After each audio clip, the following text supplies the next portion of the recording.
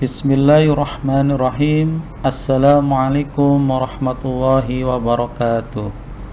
Apa kabar anak-anakku sekalian? Semoga kalian dalam keadaan sehat walafiat, dalam lindungan Allah Subhanahu wa taala. Kembali bertemu dengan Bapak. Pada kesempatan kali ini Bapak akan mencoba membuat rangkuman matematika kelas 6 pelajaran 1 tentang bilangan bulat. Anak-anakku sekalian, banyak kata atau kalimat dalam kehidupan sehari-hari yang termasuk bilangan bulat negatif.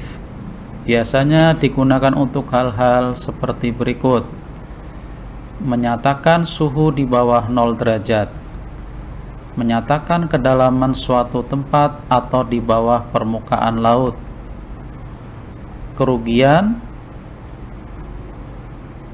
susut, hilang, dia ambil, dipinjam, hutang, jatuh, turun, mundur, ke kiri, dan lain-lain. Dan banyak kata atau kalimat lain dalam kehidupan kita sehari-hari yang termasuk bilangan bulat negatif. Garis bilangan, semakin ke kanan nilainya semakin besar, semakin ke kiri nilainya semakin kecil. Bilangan bulat positif adalah bilangan asli, sedangkan bilangan bulat negatif lawan bilangan asli. Selanjutnya, penjumlahan dan pengurangan bilangan bulat. Kaidah pertama, jika bilangan negatif ditambah negatif, hasilnya tetap negatif. Jika kalian menemukan soal yang seperti ini, langsung tulis negatifnya terlebih dahulu. Istilahnya, punya hutang belum dibayar tapi kemudian berhutang kembali, maka hutangnya semakin banyak atau bertambah. Contoh, negatif 20 ditambah negatif 5 sama dengan negatif 25. Jika sudah dimengerti, mari kalian coba latihan soal berikut ini. Kaidah kedua, jika bilangan negatif ditambah positif atau sebaliknya, hasilnya bisa negatif atau positif, tergantung mana yang lebih besar. Contoh, negatif 6 ditambah positif 8, di mana negatif lebih kecil dari positif, maka hasilnya adalah positif 2. Artinya positif 8 dikurang 6 sama dengan positif 2. Positif 8 lebih besar daripada negatif 6. Beda dengan soal negatif 12 ditambah positif 4, di mana negatif lebih besar daripada positif, maka hasilnya adalah negatif. Istilahnya, kalian punya hutang 12 atau negatif 12 baru dibayarkan 4, maka kalian masih punya hutang tapi sudah berkurang menjadi negatif 8. Silakan kerjakan latihan soal sesuai kaidah yang kedua tersebut. Selanjutnya, perkalian bilangan bulat. Kaidah pertama, positif dikali positif hasilnya akan positif. Contoh, positif 5 dikali positif 5 sama dengan positif 25. Kaidah kedua, positif dikali negatif hasilnya negatif. Contoh, positif 5 dikali negatif 5 sama dengan negatif 25. Silakan kerjakan latihan soal berikut sesuai dua kaidah tersebut. Kaidah ketiga, negatif dikali negatif hasilnya akan positif.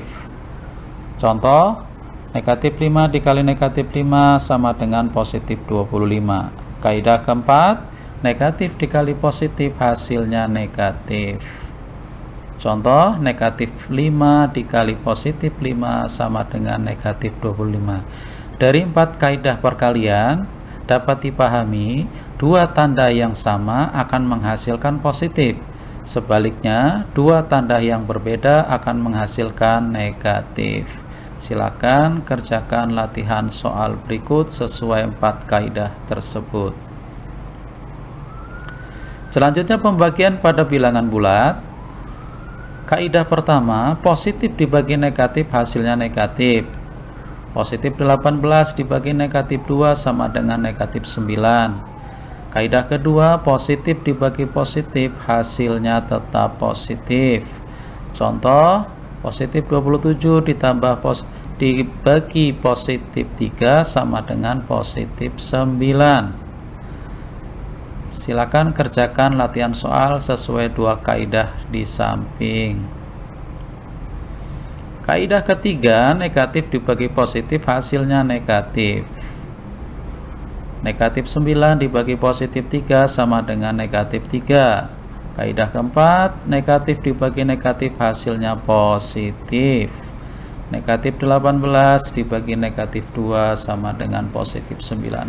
Sama seperti perkalian, pada pembagian juga berlaku. Dua tanda yang sama hasilnya positif, dua tanda yang berbeda hasilnya negatif. Silakan kembali kerjakan latihan soal berikut.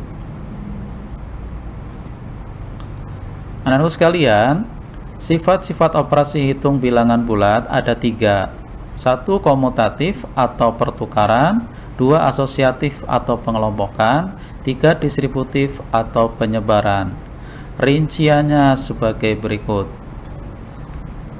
Komutatif berlaku pada penjumlahan. A ditambah B sama dengan B ditambah A. 6 tambah 5 sama dengan 5 tambah 6. Kedua, pada perkalian. A dikali B sama dengan B dikali A. 6 dikali 5 sama dengan 5 dikali 6.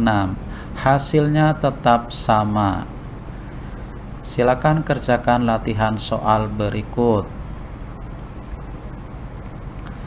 Kedua, asosiatif atau pengelompokan berlaku pada penjumlahan. Dalam kurung A tambah B, kurung tutup tambah C sama dengan A ditambah dalam kurung B ditambah C. Lihat angka contoh sesuai kaidah huruf tersebut. Kedua, berlaku pada perkalian. Dalam kurung A dikali B, kurung tutup dikali C sama dengan A dikali dalam kurung B dikali C. Lihat contoh angka sesuai kaidah huruf tersebut. Kembali silakan kerjakan latihan soal berikut ini. Ketiga, distributif atau penyebaran berlaku pada perkalian pada penjumlahan. A dikali dalam kurung B ditambah C sama dengan dalam kurung A dikali B ditambah dalam kurung A dikali C.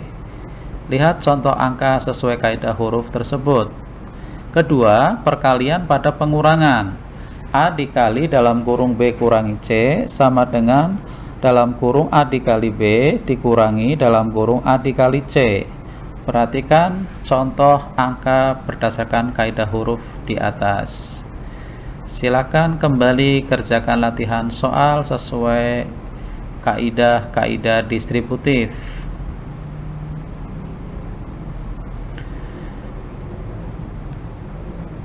Demikianlah anak-anakku sekalian yang semoga dirahmati Allah Subhanahu wa Ta'ala.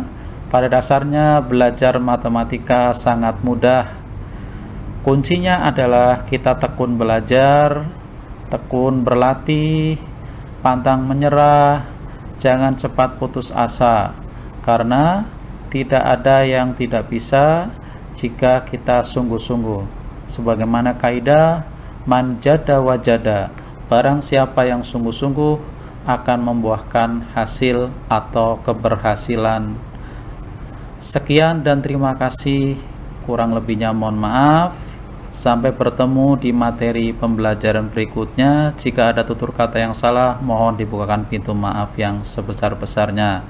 Assalamualaikum warahmatullahi wabarakatuh.